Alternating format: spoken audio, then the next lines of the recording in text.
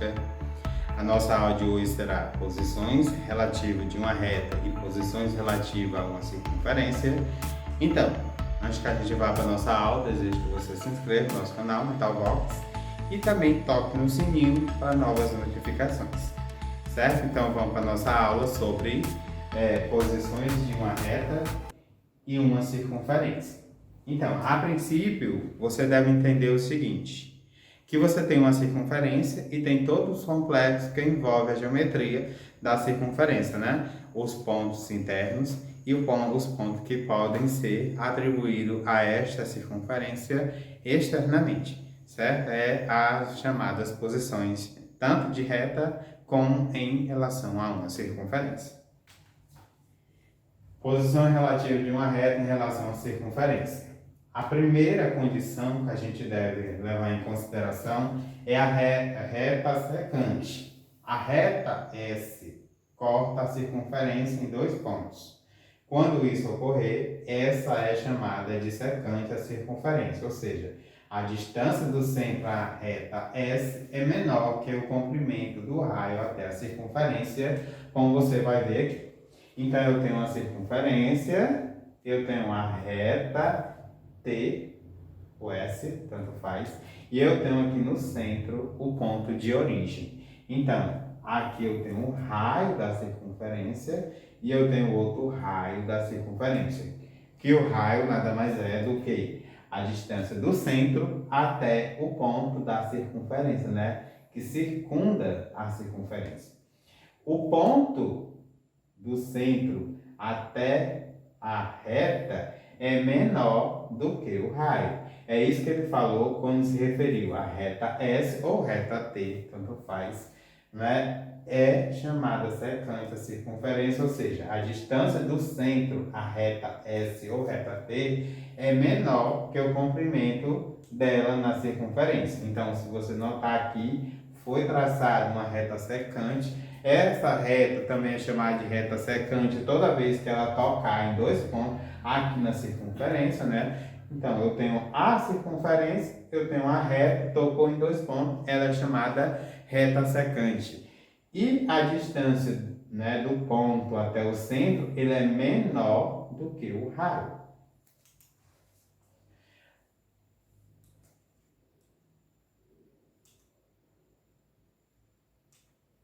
O outro ponto é a reta tem apenas um ponto em comum com a circunferência.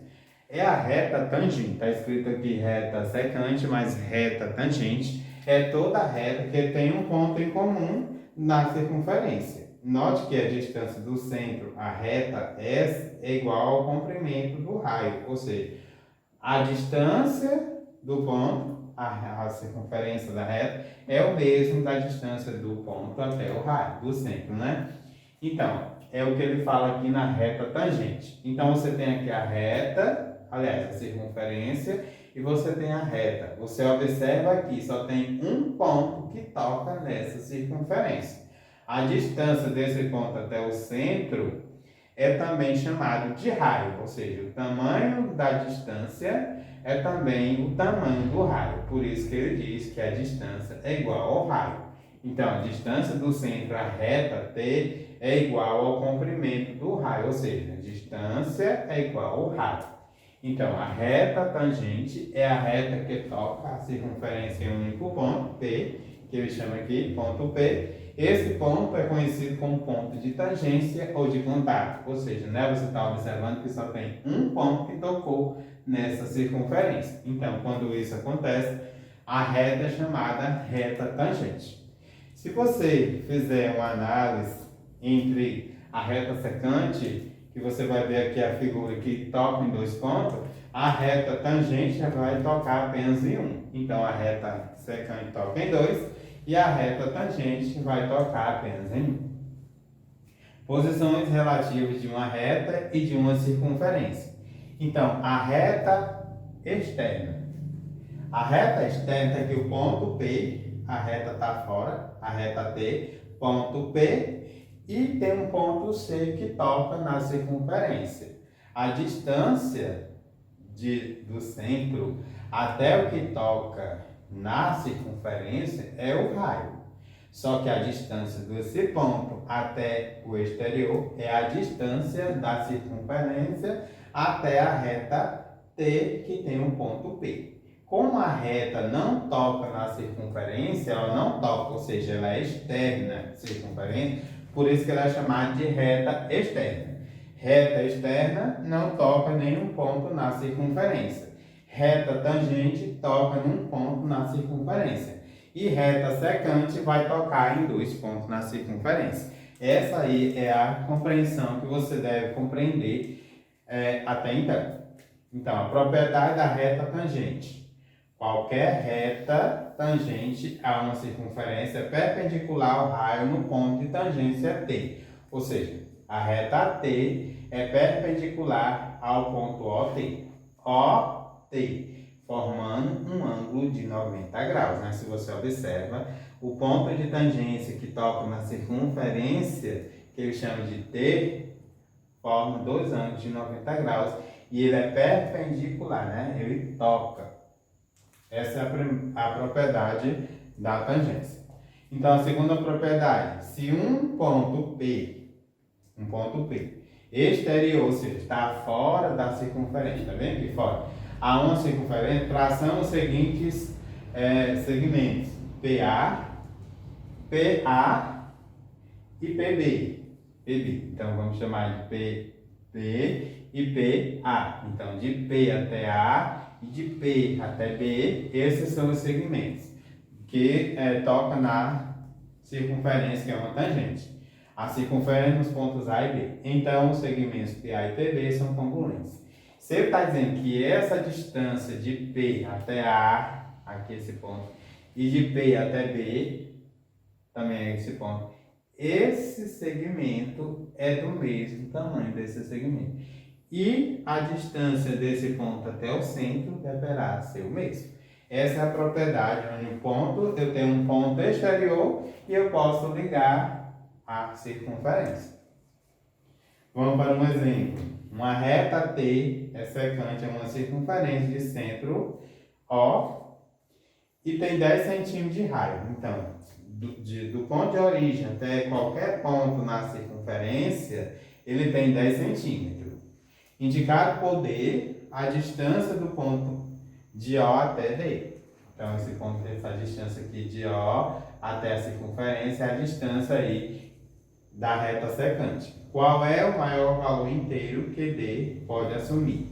Então, observa-se o seguinte, do enunciado ele diz que sempre quando for a reta secante, ele vai tocar em 2 pontos e o raio ele é maior do que a distância do ponto que toca na reta T até o centro, né? Se você observar do centro até a circunferência e do ponto do centro até a reta, ele é menor. Então, por isso que ele diz que a distância é menor do que 10. E ele diz que o raio é 10 centímetros. Então, assim, ele pergunta qual é o maior valor inteiro que D pode assumir. Então, se ele é menor do que 10, então o menor valor abaixo de 10 será 9 centímetros pela nossa conclusão, porque o ponto que é menor do que 10 deverá ser 9. Na figura, a reta R é tangente à circunferência. A reta R é tangente a essa circunferência. Tem uma circunferência, tem uma reta R, toca nesse ponto A, que é tangente.